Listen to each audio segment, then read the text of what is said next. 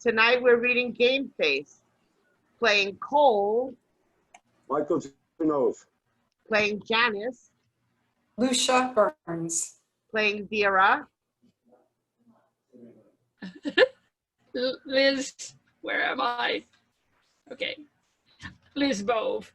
Bye. Playing BRYCE. Georgie Raiola. Playing Michael. Tyler Bogen. Playing Julia. Taylor Lynn. And playing DEANNA. Ashley Wool. Act 1, Scene 1. Tell the Truth, performed by Otis Redding, is playing. Cole and Janice are standing with their guests, BRYCE and DEANNA, in the living room of their suburban home in New Jersey. Each of them is holding a cocktail glass. The living room has a couch and a coffee table. There is a remote control device on the coffee table. Stage left is Cole's office, which has a desk and a chair and is dimly lit. Cole is dancing. Get down, Cole. I can tell you're feeling the holiday spirit tonight. And why shouldn't I? They announced the year's end bonuses this week, and let me tell you, it looks like it's going to be a very merry Christmas. Hey, congratulations. I'm sure it's well deserved. Yeah, and it's not just the bonus. It seems like everything is coming together for us. We got the house remodeled. The kids are doing great in school. Even Janice, look at that smile. Like a cat that just caught the canary. That Prozac finally kicked in, right, hon? Actually, it's not Prozac, dear. It's generic fluoxetine. Only 11 cents a pill at Walmart. Well, whatever it is. It's great to see you looking like your old self again. Seems like you were stuck in that black hole for a while there. But now you're feisty as a young colt, as upbeat and full of zip as ever. Yeah, I guess it was a rough decade or two after the kids were born. But now I've got Dr. Marshall and my generic fluoxetine and my exercise regimen and my graphic design course. I'm just a bundle of energy. Too bad there isn't a genetic Dr. Marshall that only costs 11 cents an hour. She's costing me about 11 cents a second. But that smile on your face is worth every penny. And you look great too, hon. 6 months ago, you were all skin and bones. So how about a holiday toast, huh? Take it, Janice. Well, here's to Walmart and generic fluoxetine and Dr. Marshall. And Wow. here's to the holiday season. Let's hope everyone finds exactly what they want under the Christmas tree. And here's to love and friendship. As close as we've been this year, let's try to be even closer next year. And here's to a little adult fun. But once the kids are out of town and we got the house to ourselves, so let's party! Yeah. Since you're in such high spirits, perhaps this would be a good time to remind you that Mums is coming next week. Next week? You said she was coming for Christmas. Christmas is like, what, 3 weeks away? She's very lonely. We haven't been down there since the funeral. The funeral? Don't you remember at the beginning of the season? I had to miss the Packers-Saints game. Oh, I'm so sorry. I mean about the death. About the game too, I guess. Who is it that you lost? Vera's old man. Your father-in-law? Janice's dad? He's referring to my mother's second husband, not my father. Oh, and get this. You want to know what killed the old geezer? How did he die? He was, Cole! I think we decided that that was a confidential family matter. Oh, yeah. I'll tell you later. So she's going to be here for 3 weeks, huh? Probably until New Year's. He's only joking. Cole's relationship with his mother-in-law couldn't be better. Unless maybe she moved to the Solomon Islands. But what's the chance of that? And where's she going to sleep, Janice? We turned one bedroom into an office for me. And another guest room is now a graphic design studio. She said she'd be fine on a couch, and I detect a note of disapproval with regard to my new workspace? You're not making fun of my efforts to pursue a career, are you, Cole? Of course not. I'm 100% supportive of all your artistic and professional aspirations. You should see the Christmas card Janice designed this year. It's the best one yet. You're gonna love it. So Bryce, you want to get a look at my new office? Sure.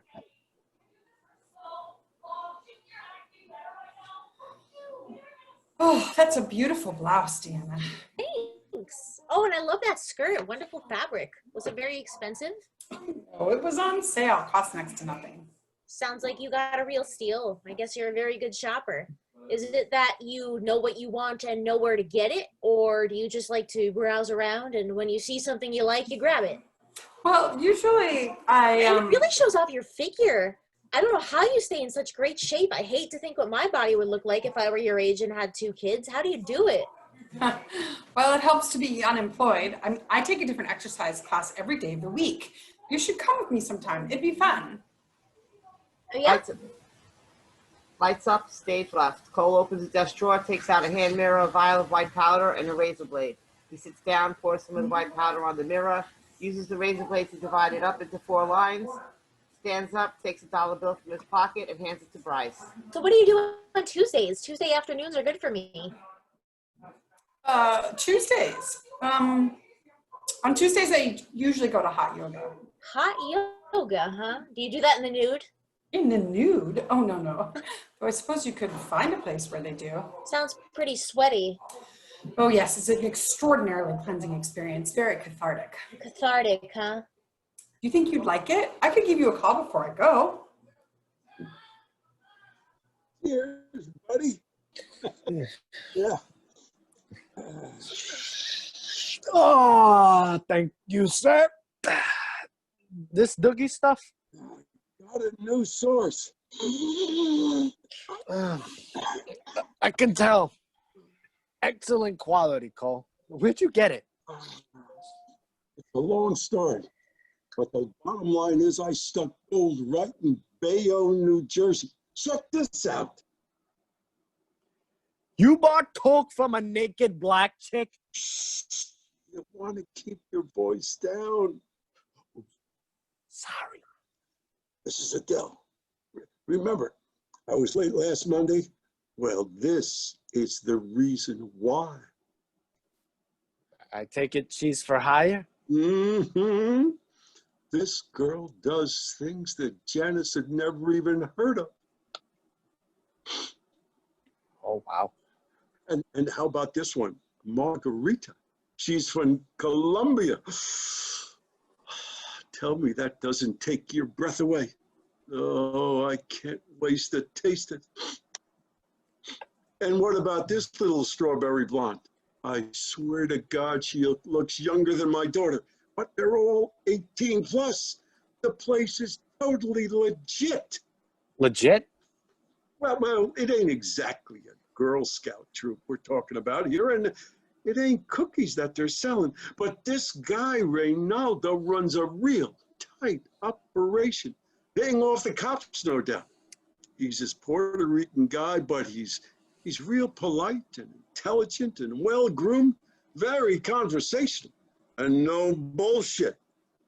Anyway, he offered me a line while I was waiting, and I ended up buying half a gram, and I wish I'd gotten a lot more. Plus, his prices are better than Doogie's. And he says that you can get anything. Anything. Where did you find him? Just looking around online. He's got a website and everything. Really got his shit together. So you coming with me on Monday night? Oh, I don't know. Oh, come on. Did you get a look at those fine bitches, huh? Plus, I need the company. The neighborhood's a little sketchy, and I don't like walking around by myself with a big wad of cash bulging in my pocket. I'll think about it. You better think about it, boy. How old is Miss Deanna? 34, why? 34. And how long do you think she's going to be before she takes your ass off the market? Hmm? She has made reference to the concept of marriage or one or two occasions. Made reference? Dude, she's already figured out how she's going to redecorate that guest room for the baby. My point being, you better get in as much fucking as you can before it's too late. Well, you're married almost 20 years. Doesn't seem to be slowing you down. Yeah, but once you tie the knot, it's a whole new ball game, and everything becomes much more difficult. So why don't you just keep it at home? You've got a beautiful wife. Variety is the spice of life, my man.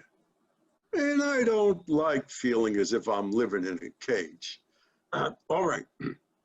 We better get back out there before they start wondering what we're up to, huh? Or we could get together on a Monday night while the boys are watching their football. That's an idea. How do you like Cole's new office, Bryce? It looks fantastic and very professional. Do you want to show me the... Deanna and I were just wondering, what do you boys actually do on those Monday nights when you're supposed to be watching football? Better that you don't know. I'll tell you, we get so wasted, you know? Nice. Sip it, sip it, sip it. You'll have to come over sometime and find out for yourself. Maybe I'll just do that. You wouldn't like it, honey. We use a lot of swear words. No, I wouldn't like that. And I wouldn't want to sit there and watch that silly game. But I could hang out in the kitchen and talk to Deanna. Too afraid to be anywhere near them once they've been drinking and they've been watching all that violence and they got all their hormones all riled up. Oh, you can't be scared of them, Deanna. They're like wild dogs. They can smell the fear. And that's when they attack. Do you want to show me your new office, Janice? I would, but it's not quite ready yet. Cole's getting me a new PC for Christmas, so we'll have the ribbon cutting ceremony after that. I thought that PC was supposed to be a surprise. Cole doesn't like surprises. No, I mean a surprise for you. Cole doesn't like surprises for anyone. He says it's bad for the financial markets. Isn't that right, dear? Exactly, honey. What we need is rock solid stability. You gotta keep everything under control. Yeah, you let things get out of control and things get out of whack. Oh, why are we just standing around when we could be moving and grooving? Click.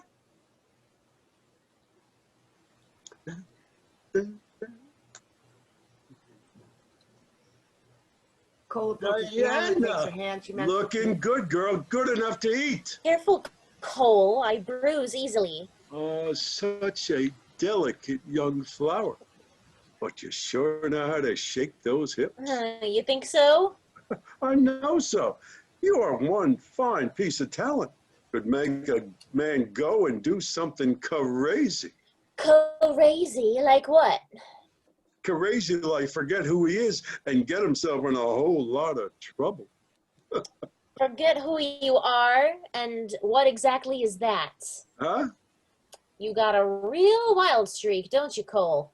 But what I need is some of that stability you were talking about. What I need is someone quiet and reliable, like Bryce. Oh, Bryce has a wild streak. You just gotta dig down deep enough to find it. That's what I've been worrying about. And when is the deadbeat gonna make you an honest woman? I don't think he can ever make me an honest woman, but he could make me a happy woman.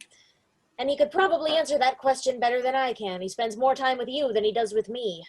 We get together once a week. Oh, I think the bromance is stronger than that. Wasn't that your car I saw outside Bryce's house on Tuesday? What, did you two have a sleepover date? What car? When? Toyota Sienna, around 3 o'clock on Tuesday. There's a lot of Toyota Siennas in this town. A cranberry red Toyota Sienna with a Glenfield High lacrosse team bumper sticker. License plate EXK439. Actually, that's what Dennis usually do.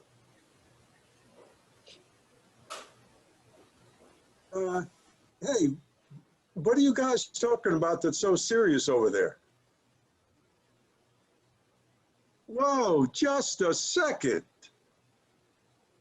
We got a lacrosse star in the house. Michael, have you met DEANNA? He was there at Thanksgiving. Oh, right you are. Boy's got a head on his shoulders. I'll tell you, this kid's a shoo-in at Princeton. With his grades and his athletic ability, I tell you, he's a shoo-in. Somebody's drunk. He hasn't seen your report card. Hey, Michael. Home before his sister. Now, that's a switch. How you doing, Bryce? Everything okay? Can I fix you something to eat? No thanks, Mom. I'm kind of tired. I'm just going to hit the sack. Good night, Mom. Good night, everyone. Okay, you get some sleep. We'll turn the music down. Cole? It sure can kill a party. End scene. Scene 2. Music, Hound Dog, performed by Big Mama Thornton, is on. Vera is lying on the living room couch. The living room upstage is dimly lit. There's a suitcase next to the couch. The kitchen downstage has a table and 2 chairs. On the table are 3 cups, a coffee machine, and a newspaper. Cole enters stage left wearing a business suit, carrying a shoulder bag, and looking groggy. He puts down the shoulder bag, pours himself coffee, sits down at the kitchen table, and starts to read the paper. Lights up. Vera looks around, gets up off the couch, and approaches the kitchen table. She is wearing a full-length flannel nightgown and a nightcap. Good morning, Cole. Where the hell you come from? I was sleeping on the couch. I didn't see you when I came in last night. Not surprised to hear that. You could barely walk, and you woke me up when you tripped over my suitcase and fell on your face. You enjoy your Monday night football? It was all right. Sorry if I disturbed your repose. You sleep okay otherwise? That couch wasn't too uncomfortable for you. Wasn't too bad. Just so long as I don't roll in the wrong direction. I don't see how you're going to make it on that sofa for 4 solid weeks. Better than that big old empty house in North Carolina. But it's going to be winter next week. Isn't this the time of the year that all the snowbirds are leaving the Northeast and heading south? And weren't you the one who said that North Carolina was retirement heaven? North Carolina was Horace's idea, not mine. I moved all the way down there just for him, and a year later, he's dead as a doorknob. Why do men always have to crap out on you? Well, did you ever think maybe if you had made more of an effort to meet his needs once in a while, then he wouldn't have been fraternizing with a maid in the first place, and he'd still be alive today? It has occurred to me, but I hated having sex with him. At first it was all right, but over time I became increasingly repulsed by his physical imperfections. He had yellow teeth, and his body was terribly flabby and hairy. When men get old, they get gray and bald. And they start sprouting hair in all the most peculiar places. It's really not very appealing. So what'd you marry him for? Oh, he was wonderfully entertaining. Horace had a great sense of humor. He told the best stories, so colorful. And he was in the Vietnam War, you know. He used to tell me all about the atrocities that he had witnessed and all the wild adventures that he had when he was on leave. He was such good company. I knew he had a bad heart, but I didn't think it was that weak. You know, we veterans don't enlist in the Army just for the purpose of collecting war stories, in order to amuse you with the horrors that we've endured on your behalf. So, why did you go to Desert Storm? Because you had a burning desire to see Kuwait? I went to serve my country. You mean to protect U.S. oil interests, to keep Exxon and Halliburton in the black? Or did you think that you could come home and pass yourself off as some kind of war hero and win the heart of a foolish and impressionable young woman? Hey, what can I tell you? Chicks dig uniforms. So I take it you had enough of North Carolina, huh? I liked North Carolina fine. The problem is I'm lonely down there. It's very hard. I lost my husband and my cleaning lady in one day. I never understood what he saw in her. She was Mexican, couldn't even speak English, and very unattractive, with terrible skin and a body shaped like a water balloon. She looked like an award-winning squash at the country fair. Plus, she had one eye that didn't move. Her right eye would be looking at you, and the other would be staring off into space. It was really creepy. He was desperate. He complained all the time that he wasn't getting any. So did you know about them? Of course. A woman always knows. But I let it slide. I guess it was selfish of me. I was just glad that he wasn't pestering me. She did a good job on the place, too. And she didn't charge much, either. I guess she was getting some fat tips from Horace, though. Sounds like you missed the old coot, despite his picadillos. We had a wonderful vacation planned. Don't upset yourself, Mums. Did you have a good run, dear? Very refreshing. A bit nippy, though, at least for the first 6 or 8 miles. I find that's often the case at dawn in December. Horace was going to show me Bangkok and Saigon, and then we were all going to Bali and Australia. 14 weeks. I guess it's lucky we hadn't bought the tickets yet. You could still go by yourself. Or with a tour group or something. Have you heard it off and on and off a bus like a farm animal for 3 months with a bunch of people I don't know? Sounds like Dante's 10th circle of hell. Just an idea. Anyway, it's lovely chatting, but some of us have to keep our noses to the grindstone and make sure the rent gets paid around here. Gotta run, or I'll miss my train. You ladies have a wonderful day. Go by yourself. What an asshole. He means well, Mums. No, he doesn't. He just wants to get rid of me. Oh, Janice, why couldn't you listen to me and ditch that douchebag before it was too late? I was in love. He loved my ass. I blame your father. If he hadn't been so strict, you wouldn't have been dying to get out of the house. And you would have realized that not all men have to be neo-Nazi totalitarian dickheads. You're really exaggerating, Mums. This is not fair to Cole or to Papa. I still remember the toasts from his best man and his brothers at the wedding.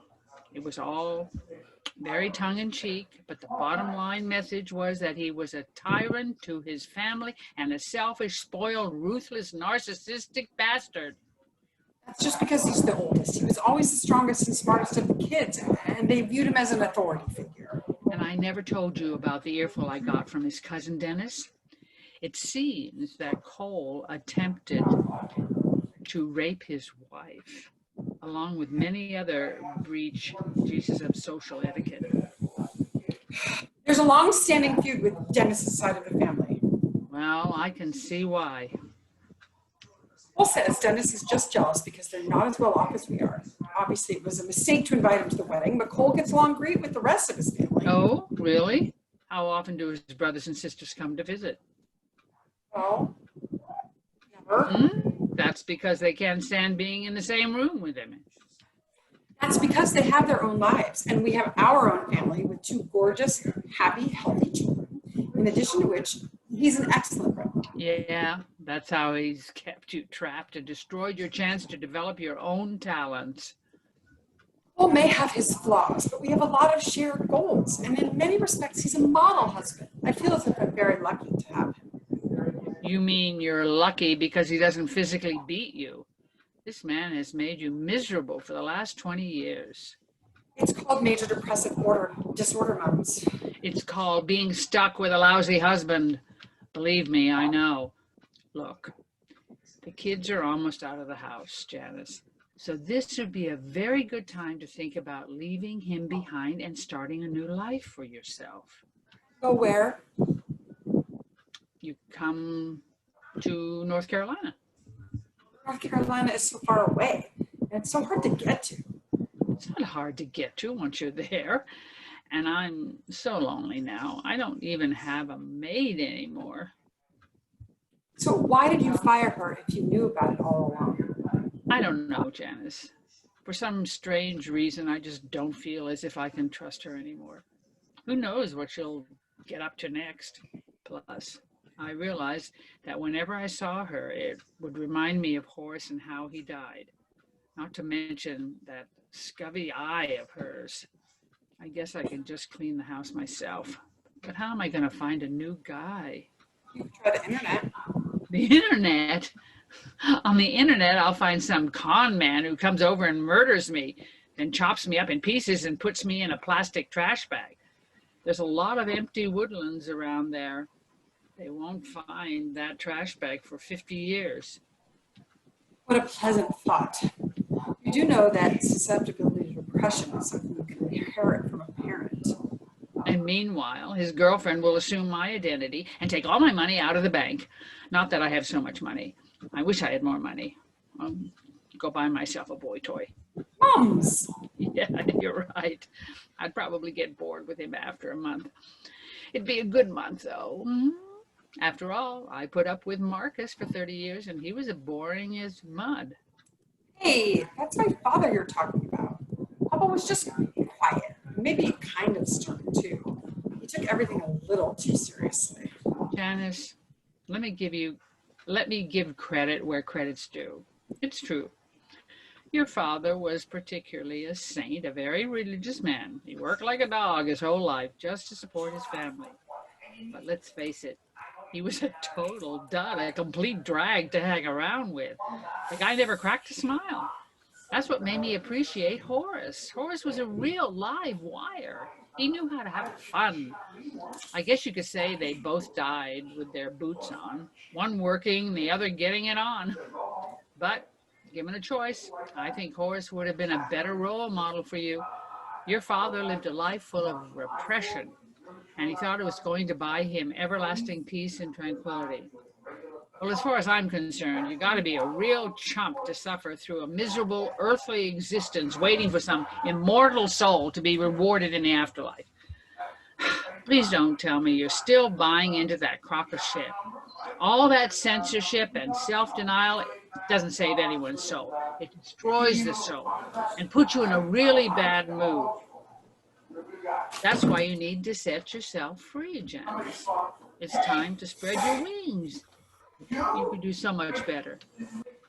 Moms, Cole and I have created a wonderful home together that we've just finished renovating. We have 2 perfect children, good friends, all kinds of modern comforts and conveniences, everything we could possibly ask for. And for me personally, I've never been more active, never felt better adjusted, and never been more optimistic about the future.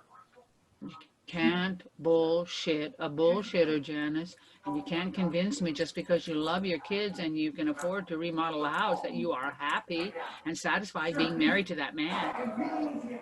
You were always daddy's little girl when you were growing up. Fathers know best, you thought. Sure, why wouldn't you?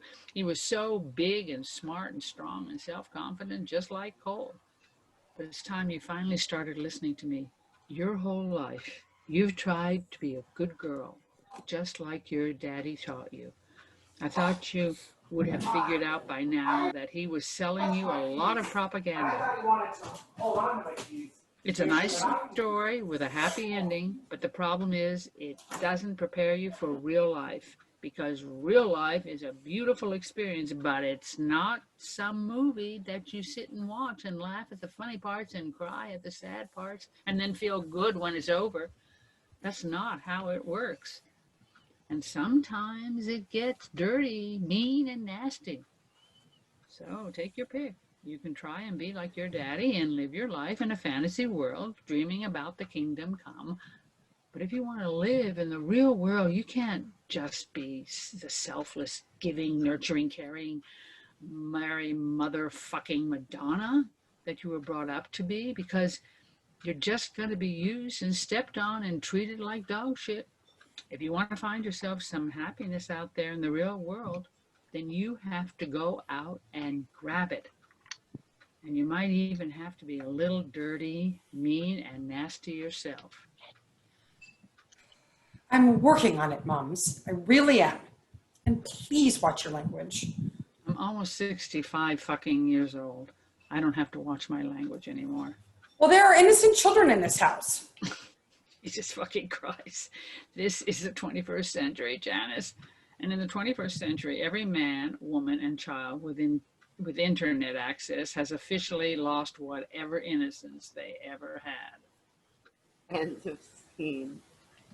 My apologies. I didn't realize it was so loud. I thought my headphones would drown out the outdoor noise, but I have moved. Scene 3. Something's Mighty, Mighty Wrong is playing, performed by the Impressions. Vera is sitting at the kitchen table, scrolling through pictures on her cell phone. There's a telephone on the table. Oh, I don't think so. No, I'm not that old. You couldn't find a picture where you didn't look psychotic. Ooh, way too fat. Hi, Grandma. Oh, hello, Julia. How was school today? School was great. We had a pop quiz and math class, and I think I only got one wrong. And in biology, we learned about cellular genetics and DNA transmission. And in language arts, we finished reading an ancient Greek play called The Agamemnon. Did you like it? I thought it was very well written, but it doesn't have a happy ending. Yeah, tragedies are like that sometimes. People say they want to get what they deserve, but when they do, it isn't always pretty. But at least it wasn't very long. And in French, we were conjugating verbs that end in ir, finir, to come, mourir, to die, salir, to soil, and mentir, to lie. Je mens, tu mens, il ment, nous mentons, vous mentez, il mentent. Ne sais pas? Oui, oui, mademoiselle. Not me, but everyone else does. Oui, c'est vrai. Well, it sounds as if you've accomplished a great deal. And everyone's getting really psyched for the football game Friday. It's a big rivalry. Do you think you'll go? I doubt it, but... Well, I have to hurry because I need to drop off my books and I have chess club today. Well, don't let me. Ring, ring, ring, ring. I'll get it. Hello? Vera, Speaking. is Janice there? Oh, I'm fine, Cole. Thanks for asking. And how are you? Good, good. Is Janice there? No, I'm sorry. Janice isn't here right now. You know where she is? I believe she has her Zumba class. Oh, yeah? What time did she leave? Same time after lunch. She said she had some errands to run. She could try calling. You could try calling her cell phone. I think I'll do just that. Thanks for the tip, Vera. Glad to be of help. But you can tell her to call me as soon as she gets home. I sure will. Anything else I can do for you? Yeah, how about you, never mind. See you later. I'll be looking forward to that. Honk, honk, honk, honk. Hey, Julia, let's go. That's your chess club? Is your chess club affiliated with some kind of terrorist organization? Oh, that's just my ride. Well, look at you. Where does this chess club meet? At the Copacabana? You have to dress for success, Grandma. Could you remind Mommy that I'll be late for dinner? After chess club, I'm working at the coat drive. Oh, that outfit should fit right in over at the homeless shelter. Honk, honk, honk, honk. Yo, Zulu, rock and roll, little mama. Gotta run. Innocent young child, huh? Ooh, no way, Jose. Ruggedy good looking. That's ruggedy good looking? You gotta be kidding me. That's ruggedy ugly. And scene 4. Tell It Like It Is, performed by Aaron Neville, is playing. Janice and Bryce are in bed in each other's arms in Bryce's bedroom. They're sitting up supported by pillows. On each side of the bed, a cell phone is sitting on a side table. Janice is shaking her head. What's wrong, Janice? I promised myself that this wasn't going to happen again. There are some promises that are better off broken. Perhaps you're right. I still just can't believe I finally had the nerve to do it. It was just so delightful, even better than the last time. I feel as if I'm floating on air. I wish that I could just stay here like this forever. Oh, Janice, I wish that you would. These Tuesday afternoons together are everything that I'm living for. You've become the most important part of my life. Please say that you'll come and stay with me. We'll be so happy together. You want me to just pack up and tell the kids I'm moving to Bryce's house? I'm not sure that's going to go over. That would make for some Christmas. All right, we can wait until after Christmas. And you don't have to move in here. We could run away together. I'd go anywhere as long as it meant that I could be with you. Oh, no, Bryce, this can never happen again. We've gone on a wonderful adventure together, exploring each other's body and soul, and I'm truly happy that we've had this opportunity to get to know each other more intimately. I want to thank you, Bryce, for being so patient with me, so understanding. It's a gift that I will always cherish. Dr. Marshall told me that I needed to take some risks in order to find fulfillment, and I'm so glad that we've done this crazy thing and allowed ourselves to become emotionally close. So how can you cut me off, Janice? We've already gone beyond the point of no return. We need to be together forever so our love can continue to grow. Can't you see that? No, I can't, because Dr. Marshall also warned me that even though I should try and let myself go, I needed to remain cautious and in control of the situation and not engage in behaviors that I judged to be self-destructive. So it's a fine line, and I have to say that we've really crossed that line. If we allow ourselves to become even more involved, then the situation will become much more dangerous. Don't you care about me, Janice? You said that you needed me to help you transform yourself. Remember, just today you were saying that real life is a beautiful experience, but... I know, I said a lot of things. And I can assure you that I really do care for you, Bryce, and all of the warmth and emotional support you've given me have made my feelings stronger. But I'm afraid of what might happen if I were to care for you any more than I already do. Who is it that keeps calling you? I wish you had turned your phone off. That song was really messing up any concentration, as if somebody was here with us, watching us in bed. A little kinky, Bryce, but that's just Cole's phone, ringtone. Do you think he'll be suspicious if you don't answer? I'll just tell him I went to roller derby practice after my Zumba class. Is it difficult for you to lie to him? Gotta do what you gotta do. Actually, I find it to be amazingly easy. It's like deceiving a small child. Maybe you should just tell him the truth. Isn't that the most ethical way to handle it? I have a feeling that things would work out for the best if we just admit to him that we're in love with each other. He would want to kill you. No. You see, you're not married, Bryce, and you don't have the same responsibilities that I do. You don't have any children. You don't know what it's like to feel as if the choices that you're making might destroy your whole family. And maybe one day you will be blessed with children. Deanna's a lovely girl, and the two of you could make a beautiful home together. But I'm not in love with Deanna. I'm in love with you. Deanna doesn't know me the way that you do. She sees me as a means to an end. She's only with me because I fit into her plans. Don't you understand? I need to be with you. That's the only way I can feel whole. Everything else is wretched.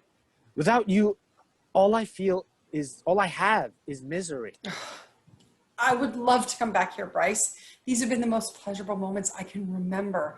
This is the most exciting thing, except now that I think about it, maybe the time I dropped into Corbett's when I skied Jackson Hole. That was sick.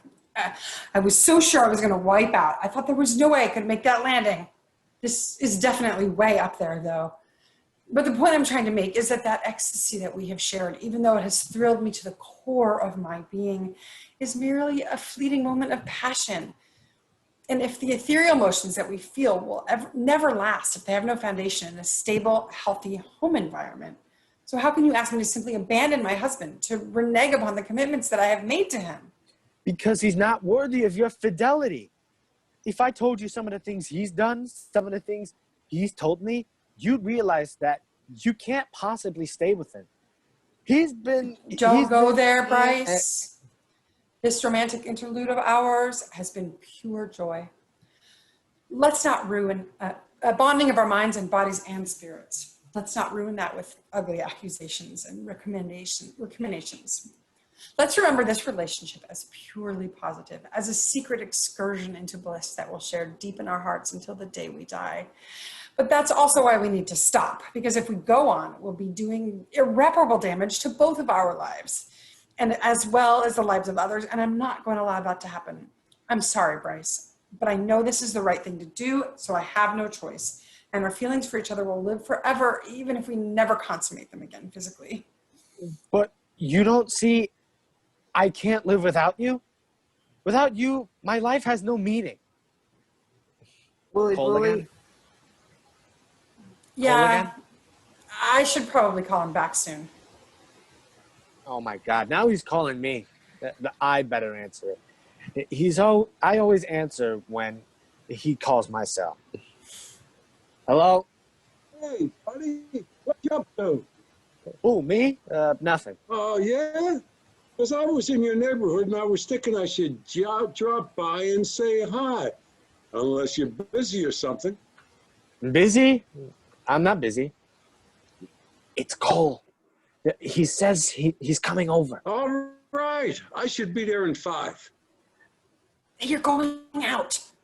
But I'm going out. Oh, yeah? Where are you going? Where? The brush my teeth. I meant the dentist. That's it. I'm going to the dentist so he can brush my teeth. All right. I'll just hang out for a couple of minutes. He's coming anyway. Tell him you left already. But I'm already. I'm already in the car, Cole. Who are you talking to? Huh? Who are you talking to? Oh, I'm always talking in the car. Hey! Learn how to drive, asshole! What? You know, Cole, some people don't know how to fucking drive, you know? Listen, have you seen Janice? Why would you ask me that? Can't seem to reach her. I was trying to track her down. Thought maybe you ran into her. Doesn't she have her rhythmic gymnastic class on Tuesdays? You mean with the hula hoop? Yeah, when they jump through it and toss it in the air. Is that really a sport? Oh, it's in the Olympics. And I personally like the ribbon. When they throw it up in the air and do a backflip and catch it before it lands, that is really fucking cool. Puts me right to sleep. But I wouldn't want to dampen your enthusiasm. I can tell you're a big fan. Speaking of which, you know what next week is? No? What? Cowboys Giants. Oh, Dallas, New York on Monday Night Football. Freaking excellent. And guess who's gonna be there? You got tickets? Freaking excellent. No, I don't have tickets. It's in Dallas. So you're watching here, right? I mean, at my place? So who you bringing? I'll give you a hint.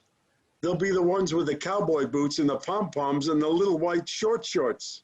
Oh, you mean fucking... That's right. The DCC, baby. The DCC. Freaking excellent. Yeah, freaking excellent. End of the scene. Scene 5. Music, Another Brick in the Wall, performed by Pink Floyd, is playing. Cole, Michael, and Janice are in the living room. Cole is standing. Michael and Janice are sitting on the couch.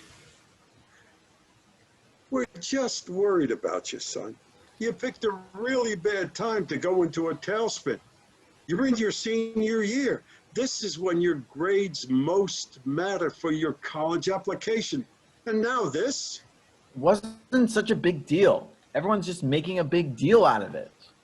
Well, pardon me, but a suspension from school is a big deal. You're going into self-destruct mode, and we're not going to just stand by and watch you destroy your own future. Not after you work so hard to get where you are today. What was it that made you so angry with Coach Miller? He was picking on these guys in the gym class, a couple of guys who are really nerdy and effeminate and uncoordinated. And he started ragging on them like he always does, yelling at them for not keeping up and making fun of them and saying everyone would have to do extra laps because of them. So then everyone in the class started jeering at them and calling them faggots, and Kevin Burke said he was going to kick their asses after class. So I said to Kevin, leave him alone, you fucking asshole. But Coach thought I was talking to him. Michael, that's terrible language. So it's really just a misunderstanding. Why don't we,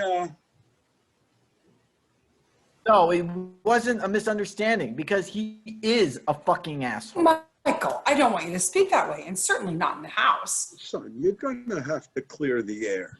There's no way to clear the air because that's the atmosphere in that hellhole. It's completely poisonous, and the teachers make it that way, and the kids do too. There's supposedly all this school spirit, but that's a total crock. And it's just a giant social hierarchy with people taunting and stepping on whoever is underneath them. But you and Julia have been so happy there. We tried our best, but I'm telling you, it's just a rotten, toxic environment with a lot of miserable, spoiled brats. And Julia is getting involved with this clique of really mean girls. And you should be worried about her because they're a nasty group with a lot of dirty little secrets. And it's really bad. It's a really bad scene that she ought to be staying away from. They're superficial and phony and cruel. And the guys they hang out with are even worse. They're all into drugs and sex and alcohol. They're a bunch of jocks and everything is just another sport for them. It's all about how drunk they get and how far can they get with how many different girls. Every last one of them is a giant macho man ego trip, and they don't even have the imagination to conceive of the possibility that there's any other way to be. But Julia has lots of nice friends. What about Beth and Scott? Yeah, when's the last time you saw Beth or Scott? She can't be seen with them because nice, conscientious kids like them are considered to be losers. Plus, they're the same age as she is so they can't drive. She only wants to hang out with the kids in my class, or better yet, seniors. Your mother and I have complete faith in Julie. She's an honor roll student who's extremely popular and has involved herself in a whole bunch of projects that college admissions committees are gonna just eat up. I only wish that her older brother had the same level of dedication and studiousness and community involvement, not to mention some room for improvement when it comes to grooming and hygiene, projecting a positive can-do attitude and showing some respect for your elders. And what about the weirdo, degenerate dopers I see you hanging out with?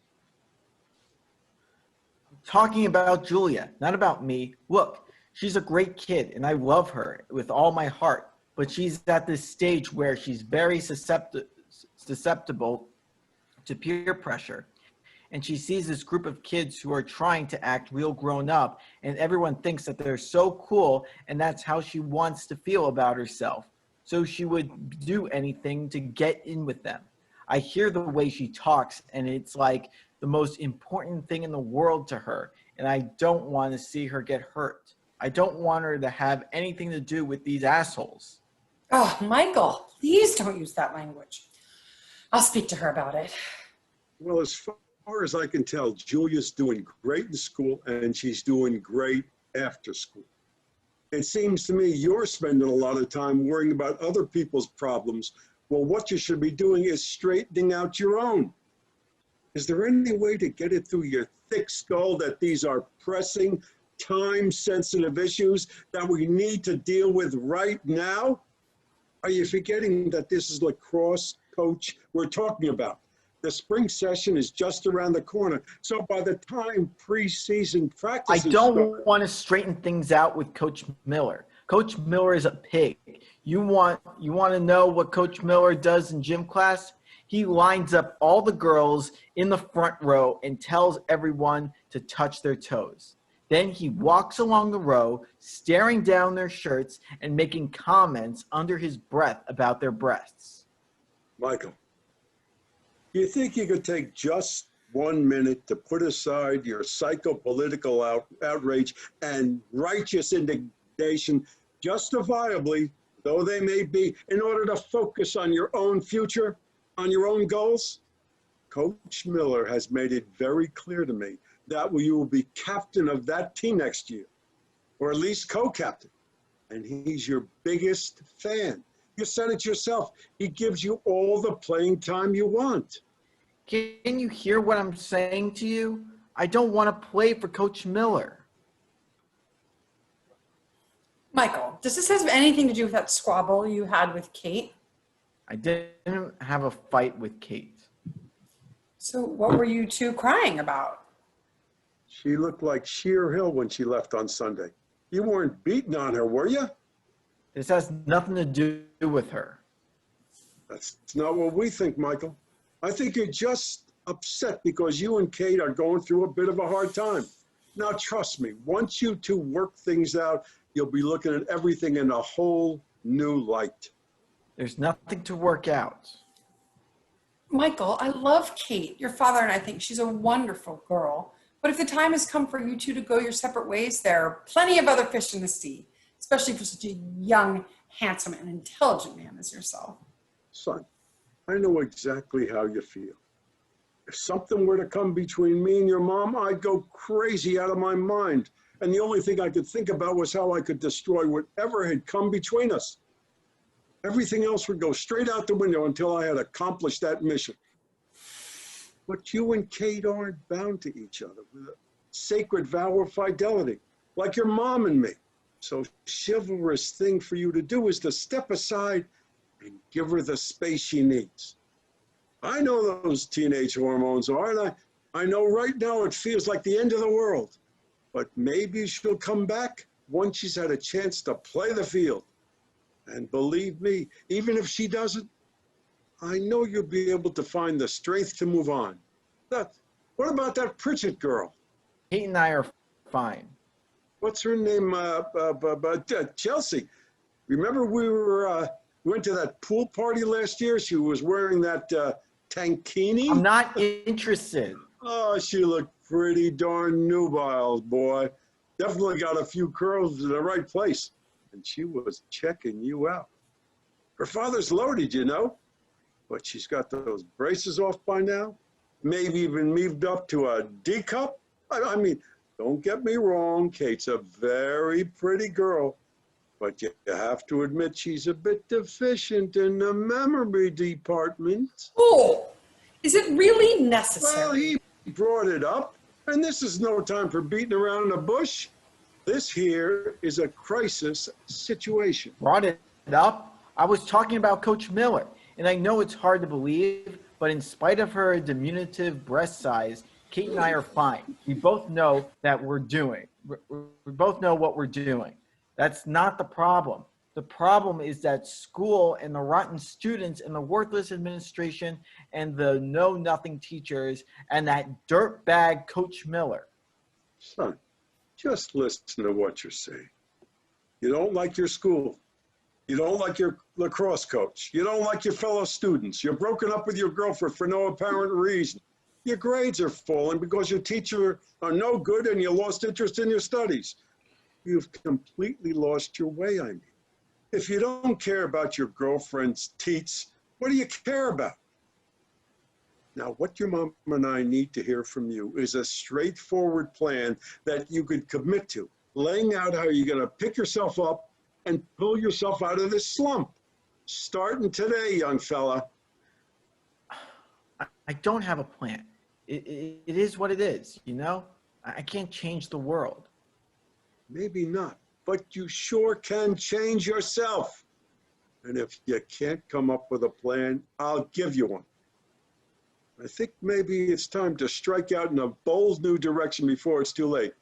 What you need is to be out there in the countryside where you're surrounded by trees, rolling hills and fresh air, with no females around to get you all hot and bothered about. You want to escape from a toxic environment? I got just the place. It's called Sexton Academy. Sexton Academy? Ma! I don't want Michael going away for the rest of his high school. It's only a year and a half, and it isn't that far away. But it's far away enough that you'll be able to clear your mind, set some goals, and free yourself from all the distractions that are causing you problems around here.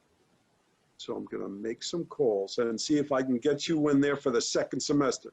And I'm sorry, dear, but I don't think it'll be such a bad idea to cut those apron strings.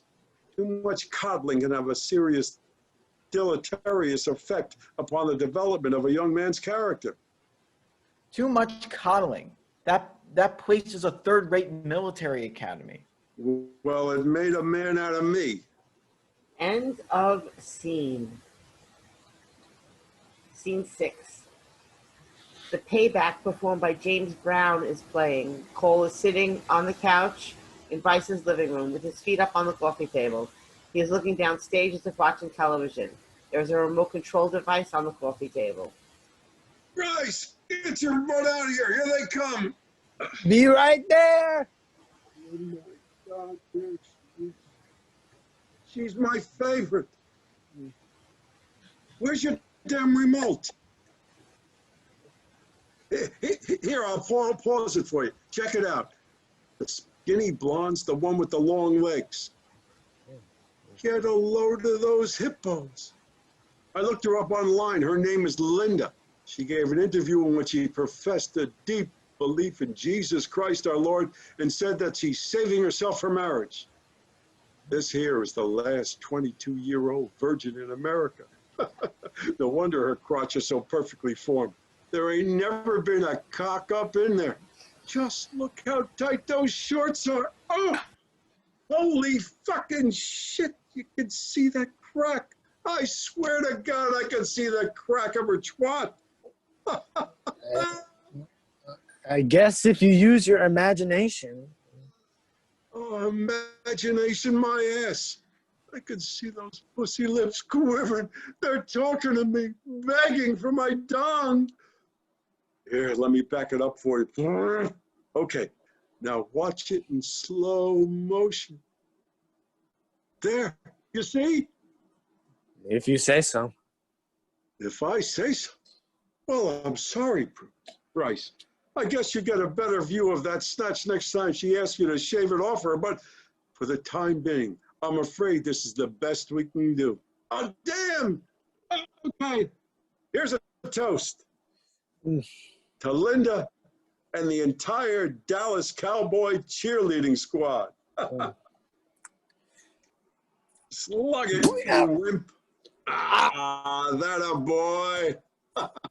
Oh, baby, this is gonna be a great night. You know what I love? The split. Yeah. You told me you love it when they all jump in the air together and come down during the split. Yeah, that too. But this is the step I really love. That is so hot. Am I right? It's like they're fucking you. You know what I mean? I think so. Oh, sorry if I'm blocking your view of the beer commercials. You seem a little grumpy, Bryce. How's it going with you and DEANNA? There's been a little tension lately. Tension in your dick? More like tension in the air. I asked her what she wanted for Christmas. And you know what she said? Maserati? That's on the top of my list. No, she already has a car. So do I, but I'd still... She went, oh, a ring would be nice. That's what she said. Oh, a ring would be nice. Oh, I know a guy on 47th Street will cut you a real sweet deal. Don't buy it in New Jersey. This guy's prices are half what anybody else will charge. An Israeli dude with the Yamaha, the Daddy Burns, everything cash only. His diamonds are all smuggled and stolen, but they're top quality and excellent workmanship too. You want his number? Yeah, well, the thing is... Not quite ready to take the plunge. It's just that, you know... You got other fish to fry? Well, I didn't say that, but... But you are frying some other fish, aren't you? What? Oh, how did I get so wasted? Well, that's great. This is just what I told you had to do. Diversity. Operations. So who is this mystery woman? What women? This other fish you've been frying. What's her name? Her name? Linda. Her name is Linda. Linda. Mm-hmm. Same as my cheerleader girl. Well, that's quite a coinky-dink. So what are you so down in the dumps for? This Linda giving you a hard time? I can't really talk about it. Oh, I understand. This is one of those clandestine type relationships. Exactly. Oh, shit. It doesn't bear up and under discussion. She has other commitments, this Linda? A married woman, perhaps? You can see utmost discretion. Utmost discretion. That's what your buddy Cole is all about. Strictly confidential. Remember when my PC at work got jammed with porn and the cop kept locking up and it was just one pop-up after another and I had that big presentation, but the keyboard wouldn't do shit and all I could do was turn it off? But all my slides were in there? You had some pretty nasty stuff on there, Cole. You think? I was shitting bricks. You were pretty hysterical. Oh, I sure was. But you came in and you cleared it up for me and got my slides up. You sure saved my ass that time. And you were loyal to me. You never told a soul. I hated that company. Everybody hates that company. They pay good money, though. Not for informational technology, they don't. Nope. So you were smart to leave. Go out on your own. Got yourself a nice little racket here. Get to work from home. Plenty of leisure time to do as you see fit. But what I'm getting at is this conversation is strictly between us. Nothing you say will ever leave this room. So tell me, why'd you do it, Bryce? Do what? Fuck this guy's wife. Oh, well, she was neglected by him, so she was sad and lonely, and I just wanted to comfort her. Now, you know this guy. Who? Linda's husband? No. Never met him. Wouldn't know him from Adam. His name's Adam. Linda and Adam, huh? Is an expression. I wouldn't know him from Adam. Oh man, I don't feel so good. So you're gonna have to break it off. Is that what you're so upset about? I can't break it off. I'm just so in love with her, Cole. But she wants to break it off. I've said too much already. I understand. This is a real sensitive, personal issue. Well, you and Janice seem to have gotten quite close lately. Maybe you should talk to her about It's just that's just the problem.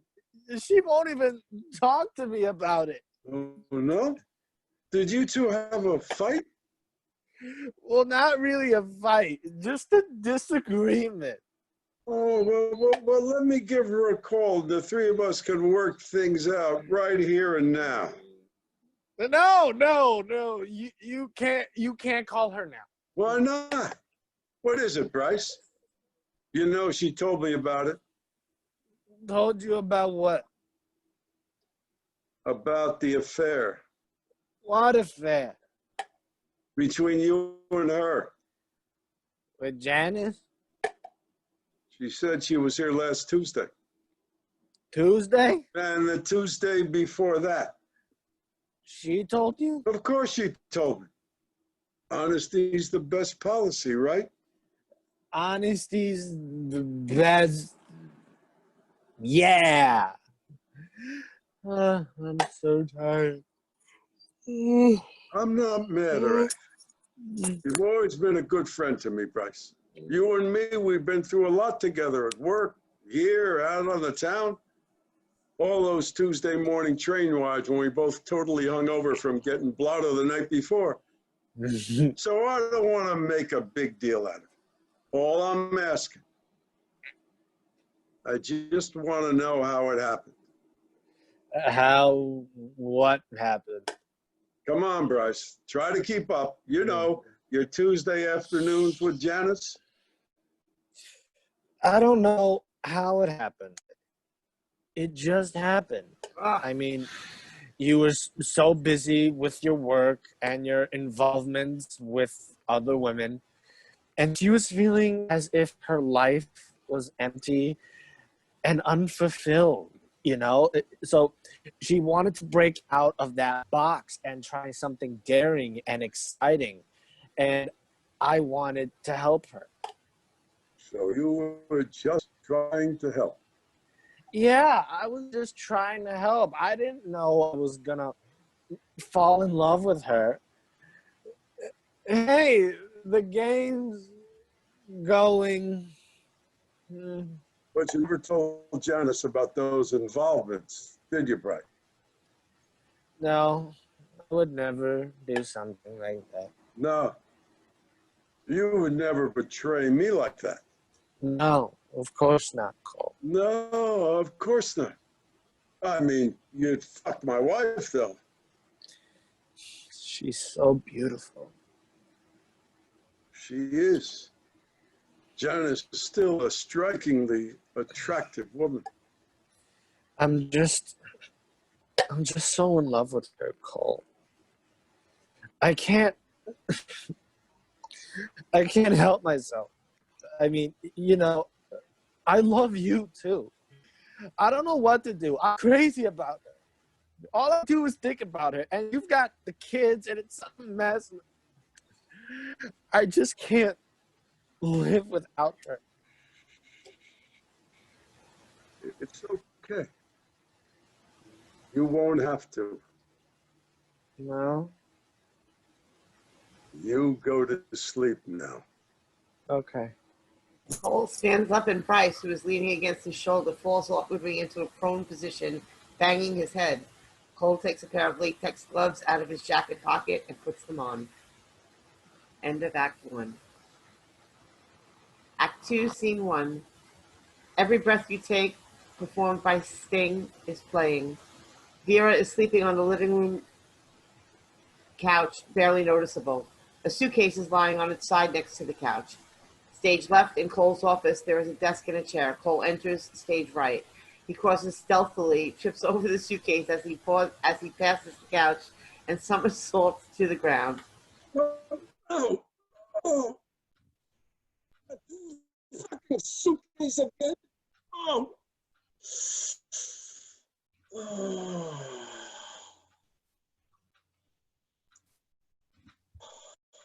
Son of a bitch.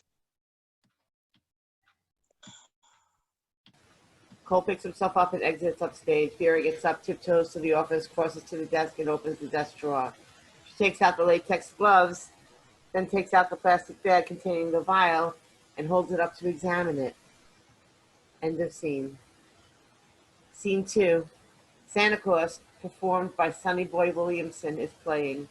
Michael's bedroom has a desk, a bed, and a chest of drawers. Cole is rummaging through an open desk drawer. He closes the drawer, opens another one, looks inside, closes that one. He turns to the bed and lies down to look underneath it.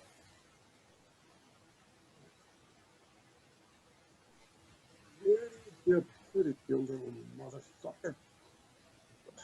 Snake in the grass, the product of my loins. Just wait till I catch up with you, you little fuck. You are so dead. What do you think you're doing? You know what I'm doing. What are you looking for? You know exactly what I'm looking for. And if I don't get it back, you're going to be very sorry. Get out of my room. Oh, was you that made the last mortgage payment? This is my room, which you have been permitted to occupy out of the generosity of my heart. Only I'm not feeling very generous at the moment, so you can just get the hell out of my way. These are my personal belongings. Your personal belongings, huh? That you've been using to conduct illegal activities under my roof? You're a bully and a sadist. Michael, I'm not really looking for your good opinion at the moment. I'm looking for what you took, you thieving ingrate, so you can make this process a lot more pleasant if you just give it back to me or tell me where it is. Otherwise, I will continue to search for it until I find it. What is it that you think I stole, Dad? Drugs? Cocaine? Grandma told me you were into a lot of heavy drugs. Well, I guess she should know. But the available evidence suggests that she's got the wrong guy. She said that you take a lot of hard drugs. And she also said that you've been cheating on Mom, sneaking around behind her back, and that it's been going on for years. Oh, please. You know my mother-in-law hates my guts. That's just a lot of crap. The woman's a compulsive liar. If you believe one word that that crazy old bitch has to say about me, you're even stupider than you look. Did you happen to notice any of my gin on her breath while she was fabricating these lies? I guess I'm gonna have to take that senile snooping drunk and kick her ass out in the street. And I've talked to Bryce about it too. Oh, really? And what did he have to say? He didn't deny it. He didn't deny it. Bryce would never confirm a single one of her slanderous remarks around me. That much I can guarantee. What are you looking at, you little putz? He said he had serious ethical problems with the disrespectful way you were behaving toward Mom, and that he was going to speak to you about it. Serious ethical problems. Give me a fucking break, huh? I could tell you a thing or two about your friend Bryce would make your hair stand on end. I hate you.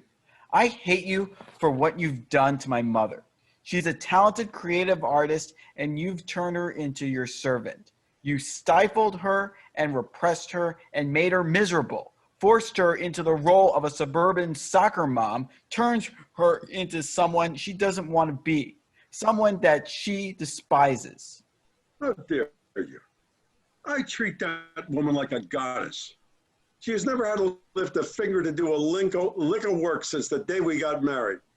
You have any idea how much money I'm shelling out for her psychotherapy and her fitness regimen and her graphic design courses? You sucked all the joy out of her life and used me and Julia to keep her prisoner. You know, I've listened to quite enough of your holier-than-thou bullshit, you sleazy little pothead. I have fed you and clothed you and put a roof over your head for your entire life. And this is the gratitude I get? You turn around and steal from me and think you can get away with it? You conspire against me, denigrate me to my friend, and spread rumors about me taking drugs and cheating on my wife? You have the unmitigated gall to question my authority in the house that I own, that I'm paying off the sweat of my back, You got a lot of fucking nerve. You're a self-centered male chauvinist pig. You've done everything in your power to destroy Mom's spirit and turn her into a Stepford wife. And now you want to turn Julia into a Stepford daughter and turn me into a Stepford son. You think you can use your money to run this house like some kind of fascist dictatorship where you tell everyone what to do, but you get to do anything you please. Well, you're not going to get away with it. Not if I can help it. Well, big shot, huh? It turned into a real big talker. Yeah, you just keep running your mouth, Mike. You go ahead and bitch out your lacrosse coach, that guy who made you a star. You go ahead and trash the school where you've been perfectly happy, Mr. Rah-Rah Go team for the last 3 years. You go ahead and criticize your sister and her friends when she's a straight A student and one of the most popular kids in her class. You go ahead and warn your mother that she's being turned into a drugged automaton just when she's finally succeeded in shaking off a serious mental illness. You go ahead and call your father a fascist and make all kind of wild accusations against a man who's a pillar of his community, who has dedicated his life to building this home and safeguarding the welfare of this family. Yeah, you're real good at seeing all the problems with your sister and your father and your mother and everybody around you. But what you're not very good at is taking a long, hard look in the mirror and figure out who's the biggest fuck up of them all. At least I don't. So let me tell you what I see when I look at you.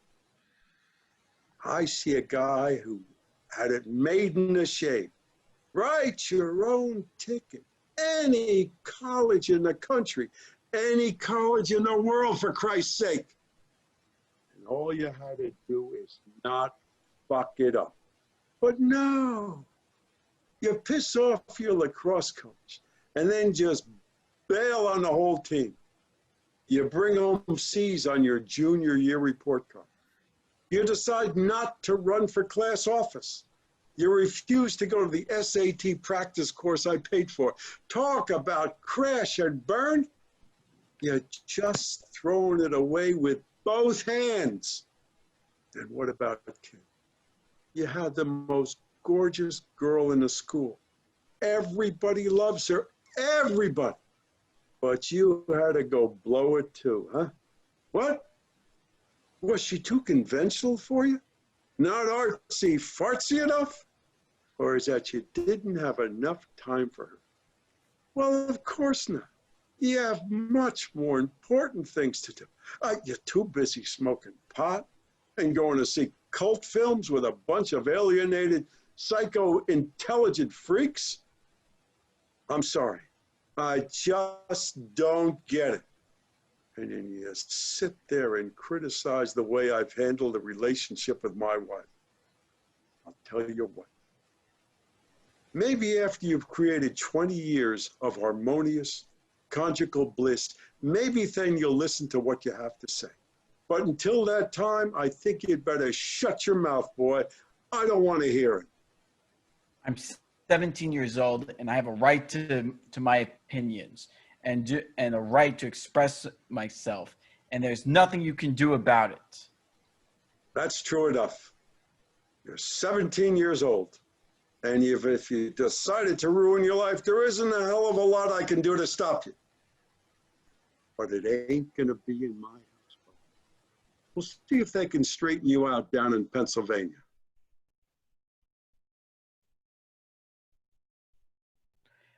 I'm 17 years old. There's no way I'm going to Sexton. Mom said she didn't want me to go there.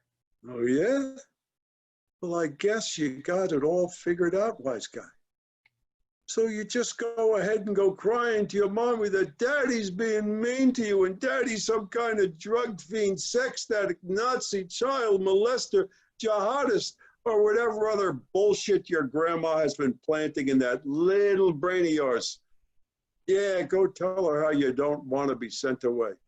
You're going to find out in a hurry who calls the shots around here. You're going to find out what happens when you bite the hand that feeds you, dog.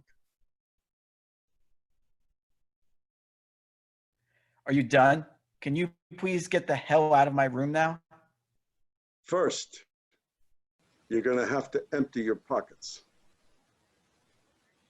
End of scene. Scene 3. Dear Doctor performed by the Rolling Stones is playing. In Janice and Cole's bedroom, Janice is lying in bed.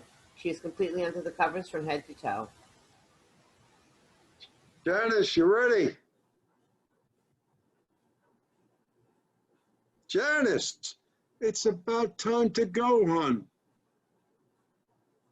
Well, what the hell happened here? I can't. I just can't, Cole. You'll have to, hon. We You have to don't, be there. you don't understand. You've never had a day like this in your life. There are black clouds closing in on me on every side, and I can just feel myself slipping down, and there's nothing I can do about it. Janice, the kids are all dressed up in their Sunday best. When are you going to see them? Going to be so proud of them. You're not going to let them down, are you? You can't let them see you like this. Not after you've come so far. That's why I need to stay here right in this bed. Come on, honey. You can't be thinking of yourself at this time like this. You have to be there by my side. After all, this is my best friend that I've lost. And I'm sure you want to be there to give DEANNA your support in her time of need. Deanna's gonna be there. Of course DEANNA's going to be there. Everyone we know is going to be there. And they're expecting you to be there. What are we going to think if you pull a no-show? I don't care what they think. No, of course not. I don't either. Who cares what they think? I don't give a rat's ass what they think. But here's the thing. What? Okay, here's my point. The thing is that Bryce would want you to be there. That's the reason you have to go. We have to do it for his sake. Isn't that right, hon?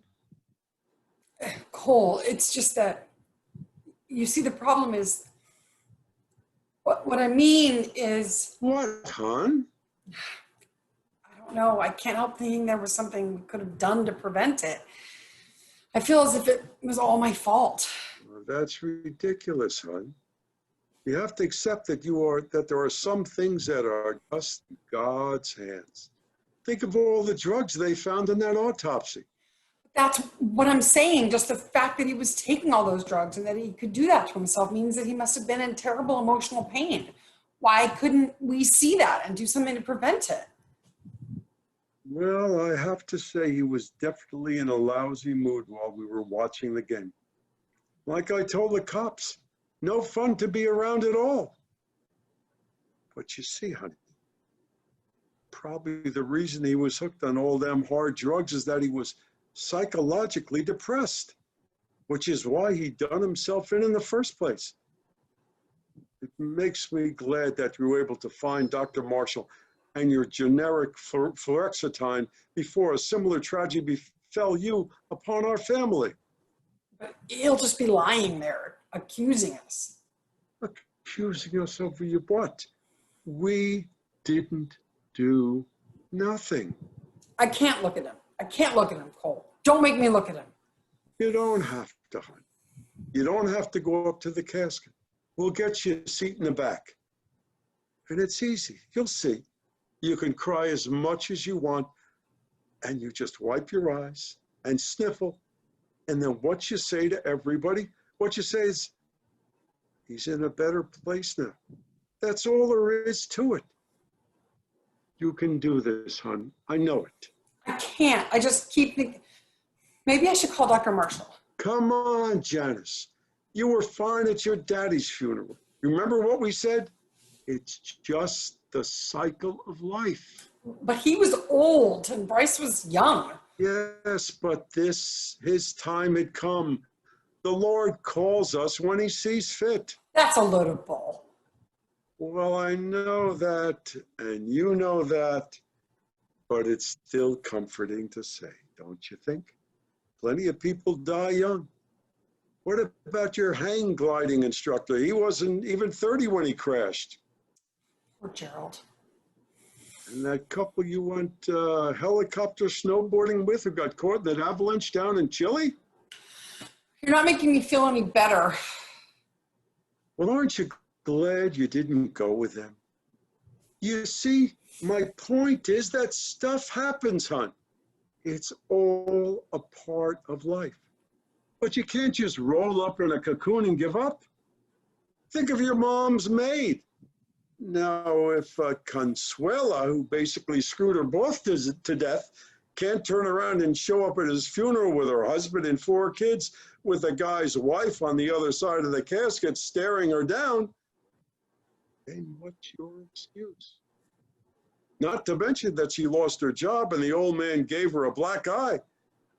Remember when the police detective told your mom they had translated her statement, and Consuela didn't realize he was dead for 20 minutes? Oh, my good Lord. And then she tried to get him dressed, but he rolled onto the floor.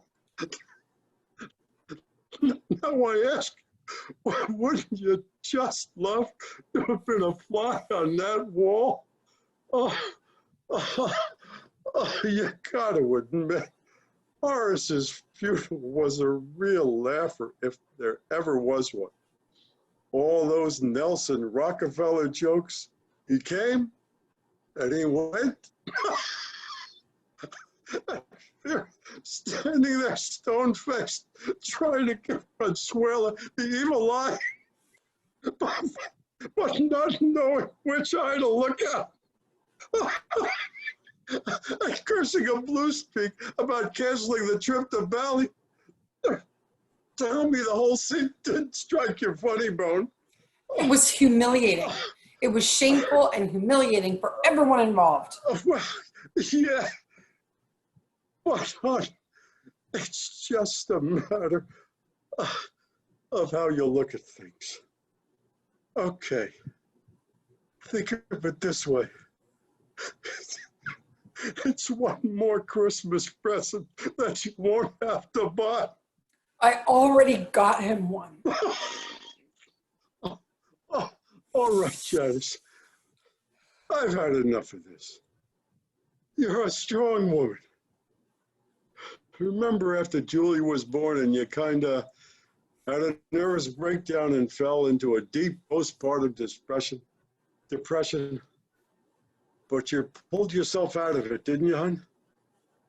And even though you felt like dog meat on the inside, you maintained a positive attitude, and you cooked and you cleaned and you shopped and you attended them PTA meetings and all kinds of social events and school functions, which is to say that you continued to fulfill your wifely duties, and irregardless of your temporary emotional discomfort, you've always had a big smile for me and the kids. Well, that's what I need from you today, hon. And I know you can do it. And you know you can do it. It's just a matter of sheer will of force. That's all it is. All right?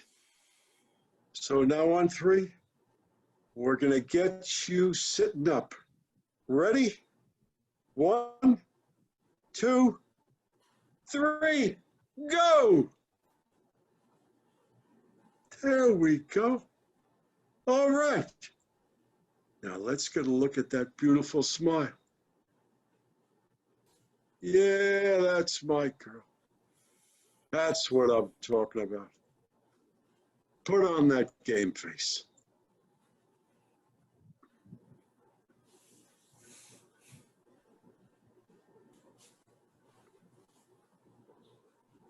End of scene.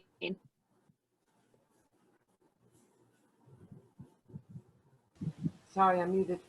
Scene 4, music crumbling down. Final chorus performed by John Mellencamp. The kitchen has a table, a chair, and a cabinet. Julia's bedroom, stage left, is unlit. It has a bed, a desk, and a chair. Michael is lying on the bed. Julia enters stage right wearing a backpack and speaking on her cell phone via the microphone on the phone's hands-free headset. She takes a bowl and a spoon from the kitchen cabinet and places them on the kitchen table.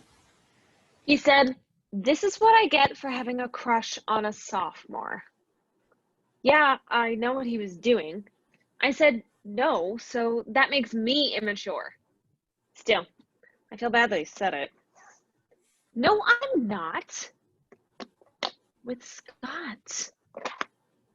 At his parents' house. Oh my God, we were so nervous. Everything went wrong. His little brother walked in on us. Well, it still counts. It doesn't matter how many seconds. Everything was in the right place. No, the earth definitely did not move. I didn't really feel anything. I was too distracted by everything that was going on. I am not. I'm kind of spiritual experienced. But you know, Scott was so sweet to me. And he was so in love with me. And Tommy, because he's immature and he's a real nerd and a total brown-nosed kiss-ass grade grubber, and he does whatever his parents want him to do. I mean, I don't really want to go out with a sophomore. It's like what Tommy says. He's all right, but he can't hang. You know, he let Tommy cheat off him on the algebra test. Yeah, but Tommy is just so aggro. It was when he gave me a ride home from Biggie's party, and yeah, I know, right? It used to be we couldn't go anywhere unless we had a parent to take us there and back. Unless you were like Beth and you wanted to ride your bike for miles and miles all winter long through the ice and snow. Although, once Michael got his license, Sexton, he totally hates it. He says it's like Nazi Germany. They made him cut his hair. Like 3 weeks now. I got a text from him yesterday. He says he can't stand it and he wants to run away. But yeah, Kate's really upset. She talks to him like 3 times a day. And then she comes up and asks me about him. So anyway, we were parked on Crestmont. I didn't notice anyone around us. I mean, it was really dark though. At first, we were just messing around and taking some selfies, but then he got really grabby.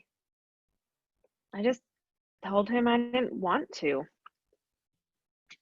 He kind of apologized. He said, "It's just that I'm not used to being rejected." Oh, no, he's still interested. He was like begging to send him more photos. Well, I sent them on Snapchat so he can keep them, but then I got a screenshot notification, so I told him I wasn't going to send him anymore. Partly. Just the top. He promised he wouldn't. I haven't seen any pictures of Megan. Well, they're not on my phone, so they're not on everyone's. No, I don't want to see them. Well, then Megan is an idiot and Kevin Burke is a total scuzzball. I don't think Tommy would do that. He is kind of weird, though. He keeps asking me for a pair of panties. That's what I said. I said, I'll buy one for you, but what he wants is my panties, my used panties. Well, if he was going to invite me, but not in his car. Do you think he might take Alicia? She would kill to go with him. Wait, why would you tell him, Donnie, that Alicia's hoping for a prom invite from him? I don't think she is. Oh, you're right. She would accept because she knows Tommy's got his eye on me and she wouldn't take the chance. But otherwise, she'll just wait and see if Tommy's gonna invite her. Stacy, you are a genius. If it works, anything you want. Sure, I'll go with you. We'll have a spa day. All right, tell me what Donnie says.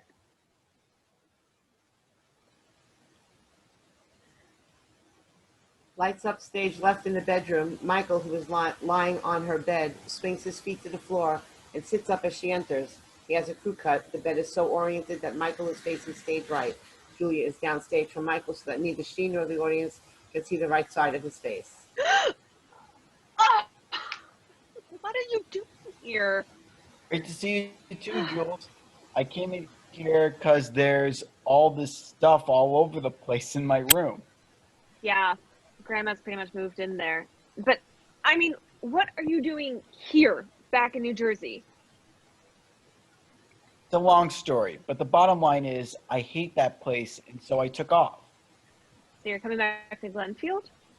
Actually, my current plan is to move to California. You're running away to California? Mom and Dad are gonna freak. Won't they try and stop you? What are they going to do? Have me arrested? Where are you going to stay? How are you going to live? I have a little money saved up, and there's a place I can stay in San Francisco, at least for a while. So, what's going on around here? You keep an eye on Kate? How's she doing? She's a mess. She keeps asking about you, even though she talks to you all the time. It's a little weird. You get the feeling she just wants to talk to me because it makes her feel closer to you. Been to see her yet? I was gonna wait a little. I'm not sure I want her to see me like this. It'll take months for that hair to grow out. She won't care. No, I mean, hey, wanna smoke a joint? Sure, I guess. Mom could be home any second. Just a couple of hits. So how's my friend Beth doing? She's the same. I mean, I haven't talked to her that much. We only have one class together this semester. I remember on your 15th birthday when Mom and Dad were getting you on a new bike. Beth found out about it, and she snuck over here with 2 big bags full of accessories and made me help her install everything so I would all be ready to go the minute you got your gift. I couldn't believe it. She just kept pulling out one after another. A basket and a light and a kickstand and a ball and a bell and a mirror and reflectors and a big unbreakable lock and chain with a lifetime guarantee, even a personalized license plate. So she was so excited about it. I haven't ridden that bike in like a year. And how's Scott doing? He's still trying to get back together. He's still trying to get back together, or did he finally give up? Poor Scott. I'm trying to find him a new girlfriend. Poor Scott is right. I remember when he took you out on your first real date. He got here early and you made him wait in the living room for like 40 minutes. I was getting dressed. But Mom and Dad were just torturing the poor guy. He was wearing this brand new leather jacket, but it was pretty warm in the house, and he was sitting on the couch and sweating bullets. So Mom made him take off the jacket, and it still had the store tags on it. So Mom cut him off, and Dad says, "What did you do that for?" And he probably wanted to return it after the date. He still wears that jacket. He thinks it makes him look like Marlon Brando in The Wild One.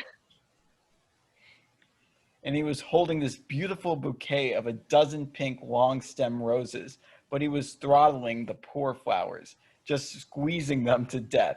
He was holding them so tight that he cut his finger on one of the thorns. So Mom tried to get the roses out of his hand so she could bandage his finger and put them in some water. But Scott absolutely refused to let go of those flowers. There was one and only one person who was going to get that bouquet out of his hand. And meanwhile, Dad's asking him what his infections are. And Scott tells him that his intention is to go see a movie. Poor Scott. He's a smart guy, though. Yeah, book smart anyway. You trying to make me feel guilty? Because if you are, you're doing a really good job. I'm just saying that Scott and Beth are friends you can count on. Who have your best interests at heart. You know, it's a real big world out there. and most of the people in it don't give a shit about you. It's full of people who are just looking to use and abuse you. So if someone really cares about you, it's not something to take lightly. But you broke up with Kate. She really cares about you. I had to break up with her for her own sake. So who are you hanging out with lately if you don't see Beth and Scott? Who is that on the phone? Stacy. Stacy Gildebrand? What does she have to talk about? What does she have to talk about besides her latest manicure? We were talking about prom. The prom, huh? Didn't I hear about some New Year's resolution where you were going to spend less time socializing and more time cracking books? Yeah, that was kind of for PR purposes. That's when Daddy was saying if I still have straight A's when I get my license, he might buy me a new car. A new car, huh? You mean you won't have to beg him to let you borrow that old Toyota Sienna like me? Well, that would keep you happy. It sure would. Hey, so you want to see? Wait a minute. Is this the prom we're talking about? Are you going? You're just a 10th grader. Quite a coup. Who are you going with? I think Tommy is probably gonna ask me. Tommy Vreeland, the most illest white boy at Glenfield High, at least according to Tommy Vreeland.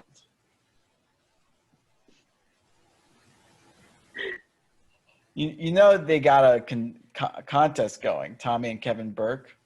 What kind of contest? I think Jimmy Mack is doing it too.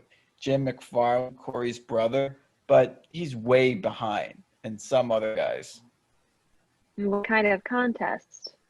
You know, how many girls they can screw. They have a private Facebook page where they send in the proof or the testimony of witnesses or picture or whatever. They have officials judge and everything. Oh, yeah, I know. I heard about that. Why do you ask? I was just wondering if you knew. Yeah, I heard about that. Could you move over, Michael? I think I need to lie down for a minute. I don't feel so good. Oh, I should have warned you. This pot is really strong. I don't think it's the pot. It's just my stomach. I think I ate too much whipped cream. Could you hold me, Michael?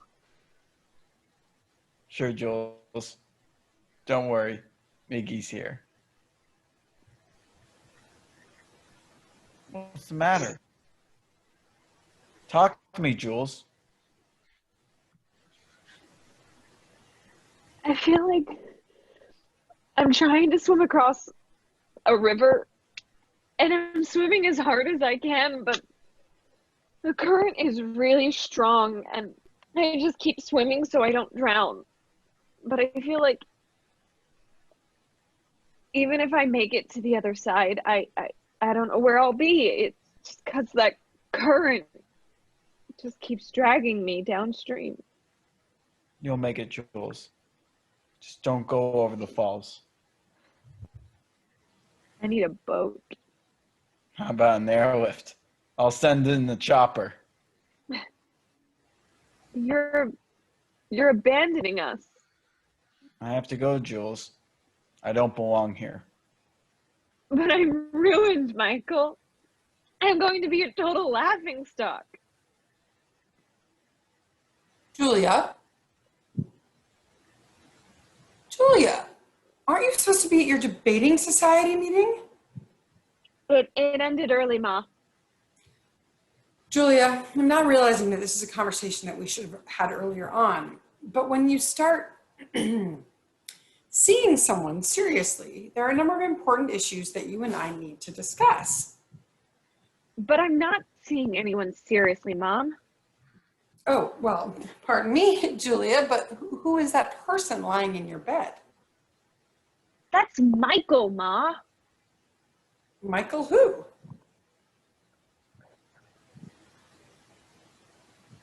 You don't remember your own son? My own? Michael, what are you doing here? There was all this stuff all over the place. Oh, what happened to your hair? I barely recognize. What happened to your eye? I got beat up, Ma. Who beat you up? Some of the kids at school. Why would they do such a thing? I got beat up because I got caught with another student. Caught with another student? Doing what? I'm gay, Ma. That's awful. That's what I was afraid you were going to say. I guess I was hoping. No. I mean, it's awful that you got beat up for being gay, but it's good that you came back home. I'm sure you'll find some nice boys here. I Doubt it. Julia, have you been burning that incense again? Yeah, it smells good, don't you think, Ma? Smells a bit like skunk to me, but if that's what's in these days. How was your synchronized swim class, Mom? It was wonderful. The team's making excellent progress, although I did swallow a lot of water today. I guess this is where the action is, huh? Hi, Grandma. Michael, it's great to see you back. Give Grandma some sugar. You're gonna hook me up with some of that shit, right, Michael? Smells killer. What happened to your eye? Michael's gay, Mums.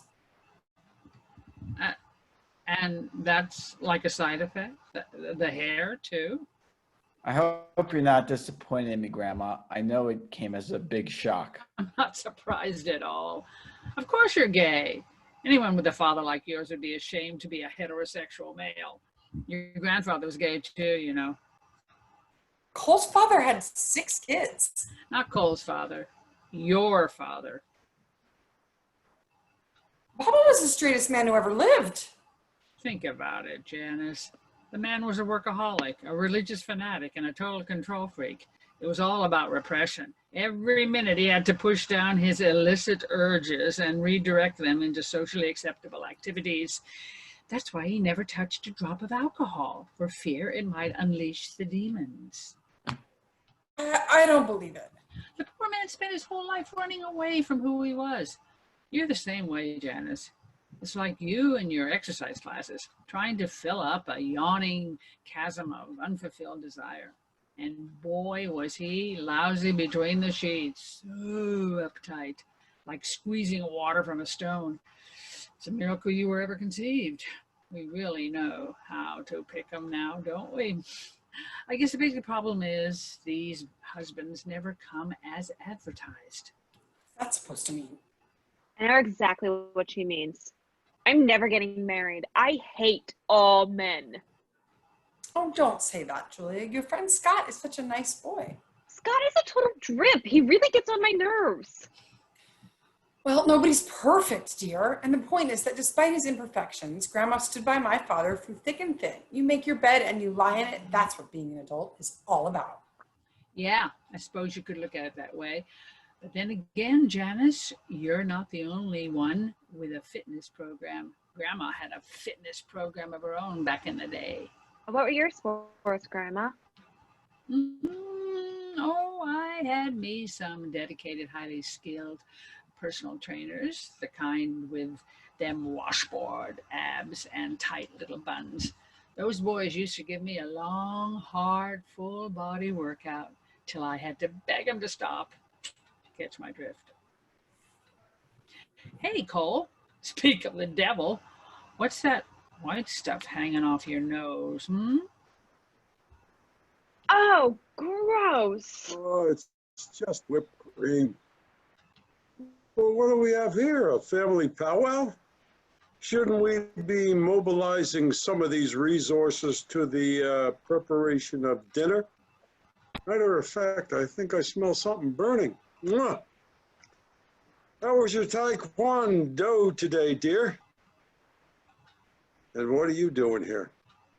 You out on winter break already? Hey, that new hairdo really looks sharp. And you got yourself a nice shiner. I told you Sexton would toughen you up. Oh, we need to get him out of that school. He got beat up there. What is this? You're not going AWOL, are you? I don't belong at Sexton, Dad. I'm gay. I'm dropping out of school and moving to San Francisco. San Francisco? What? Of course you belong in Sexton. It's the answer. What did you say? You're gay? Well, you had me fooled, my son. Queer? A homosexual. Although actually, looking back, it makes a whole lot of sense. In fact, that explains quite a bit. Cole, aren't you going to stop him from running away? My son, the homosexual. 17 years trying my best to bring my sole male heir, and here he turns into a limp-wristed, fudge-packing, pansy-ass high school dropout. Well, at least we raised one of them right. If Mike gets to drop out, I'm going to drop out too. Oh, don't be ridiculous, Julia. You're doing fantastic at school. You got straight A's, a great group of friends, and lots of terrific extracurricular activities. And remember what I told you. You keep it up, and by the time you're a senior, you'll be cruising to school in your shiny new convertible with a top down. Just picture it, waving to them losers on the school bus as you go by, your hair blowing in the wind, and then you pull into the school parking lot with all the boys whistling at you, everyone taking pictures and video of you in your new car. How great would that be? What more could you want? I don't want anyone taking photos and videos of me. I hate that school and everybody in it. They're a bunch of fucking pigs. I'm never going back there. Julia, what kind of language is that to use? Yes, what a bad influence you've become. I tell you, Janice, he has poisoned his own life, and now he's trying to poison ours as well. You know that. You know what? Now that I think of it, shipping your homo ass out to San Francisco sounds like an excellent idea. Saves us tuition. Saves us a lot of shame and embarrassment. I think there's even a bottle of Wesson oil in the kitchen we could give you as a going away present. There isn't enough room around here anyway. But Cole. What a complete jerk you are. What kind of father? Because speaking of how crowded this place is, Vera, I think I'm going to ask you to start packing up your suitcase as well. You've overstayed your welcome by a good 6 weeks, Grandma. I'm paying the mortgage on this house, and I want you out. Don't worry, Cole. Even if I stay here, I won't be getting in your way. Oh, yeah? How's that? Because you're going to be in a federal penitentiary. What are you talking about? Recognize this? It's a vial you put in your desk on the night of December 17th, the night your friend Bryce died. And here are the results from the lab test.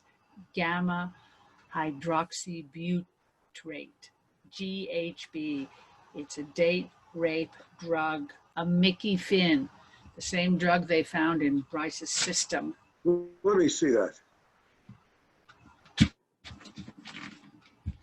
Look at him scurrying off like a big fat rat. But Grandma, he just took the evidence and now he's going to destroy it. Oh, what do you think I am, stupid? That was just a vial with some baking soda in it. The real vial with his fingerprints on all over it is safe and sound. I just wanted your mother to see who her husband really is. Are you trying to say that Cole is... I'm sorry, Janice, but you married an asshole and he's made your life miserable for the last 18 years. And now he's gone and killed his best friend. Let's call the cops, turn him in. I suppose that's only the right thing to do, but I don't want Cole to go to prison. He's my husband and the father of my children. And if Cole's in jail, what are we going to live off? We'll lose the house. That's all right. You can come and live with me in North Carolina. Everything is very inexpensive down there. Do they still have the Ku Klux Klan down there? Of course not. But what about that white supremacist who killed everyone in the church? That was South Carolina. And there are crazy people everywhere. You have to be crazy just to live in New Jersey. That's why I'm going to California. You don't think there are crazy people in California? That's where they all come from. But isn't North Carolina the state that passed all those anti-gay laws? The bathroom bill, they repealed that, mostly.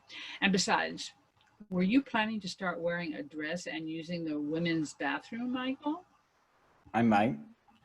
So what do you say, Janice? I've got plenty of room. How about we stick the cops on him? But moms, if Cole gets sent up the river, who's going to pay for the kids to go to college? But I'm not going to college. I'm not even going to finish high school. Oh, yes, you are. You need to get yourself a good education. But college costs a lot of money, a lot more than Cole would get paid for making license plates or working on the chain gang. So it's simply not a viable option, mums, because if Cole gets thrown in the slammer, how is he going to support us in the style to which we have become accustomed? Doesn't he have plenty of savings, plus a whole portfolio of stocks in his brokerage account? He'll blow it all paying for a defense attorney. And think of the disgrace this scandal would bring to the whole family. Doesn't matter to me. My reputation is already shot. I suppose I could try to get a graphic designer job. You can always dream, my dear. Stranger things have happened. We're gonna be paupers. Well, okay then. Two less mouths to feed, Janice. Life will finally be back to normal around here. What? What are you looking at me for? You don't believe that old bat, do you? I'm afraid I'm going to have to divorce you, Cole. I can't very well live with a murderer. Think what a bad influence that would be upon the children. But Janice, look, I'm not saying I did anything. But if I did, it was completely your fault. How can you blame me for what happened when you were the one who was screwing around behind my back? You were having an affair with Bryce? Only twice, and I did end it. For the sake of our family, Cole, but you see, Dr. Marshall said that I needed to be more adventurous. Your skydiving lessons weren't adventurous enough for you? I think Dr. Marshall meant emotionally and sexually adventurous, which is not something you get from plummeting towards the Earth's surface at a rate of acceleration of 32 feet per second per feet per second. I mean, jumping out of an airplane certainly gets the adrenaline pumping, but it doesn't make you feel naughty. And I liked feeling naughty. It was really fun. That's my girl. I knew there was some spirit left in you. But what about your sacred vow of marital fidelity? Marital. Oh, sorry. Yeah, it's okay. Marital fidelity. Yeah. Here's how Adele. Oh, hey, how's Adele doing, Cole? You seen Margarita lately? Yeah, what about those phone calls to prostitutes you made on your cell? That's a lot of baloney. No, it isn't. Grandma showed me all the pictures and messages on your phone. Why don't we take a look right now? I thought you were leaving, you little fairy. Honey, my point is, you are criticizing me for trying to come up with a solution to a problem when you should be apologizing to me for the act of unfaithfulness that created the problem in the first place. Well, I do apologize, but I was extremely sexually dissatisfied, dear. And Dr. Marshall said, But you weren't sexually dissatisfied until you started taking the depressant pills. It was just a side effect of that Prozac. not Prozac, generic fluoxetine, dear. And it wasn't until my depression began to lift that I even realized how dissatisfied I was. But I was faking it for years before I started taking any medication. But why would you? To support your ego, dear. You know you think you're such a stud.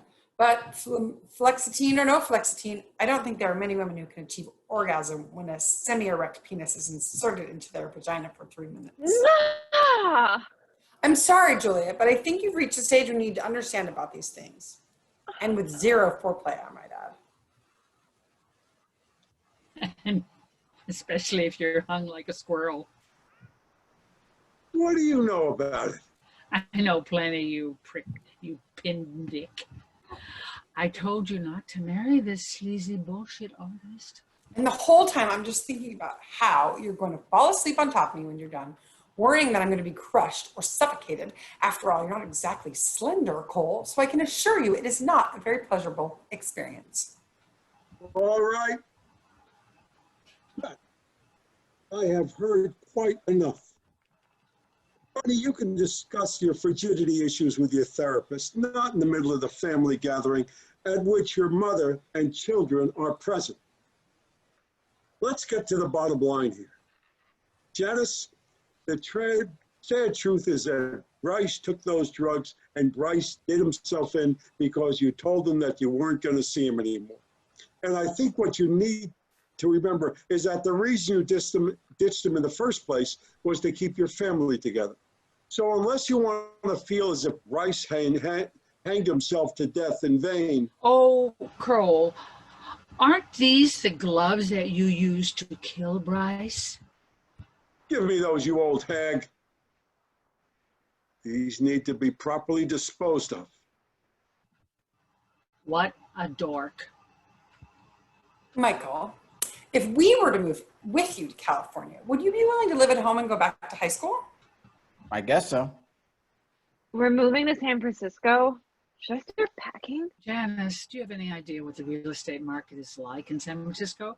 North Carolina is so much more livable. And what about earthquakes? And the public schools out there really suck. You lose about 5 IQ points per year. Mums, we're not going to fucking North Carolina, okay? Oh, okay, fine, if that's the way you feel about it.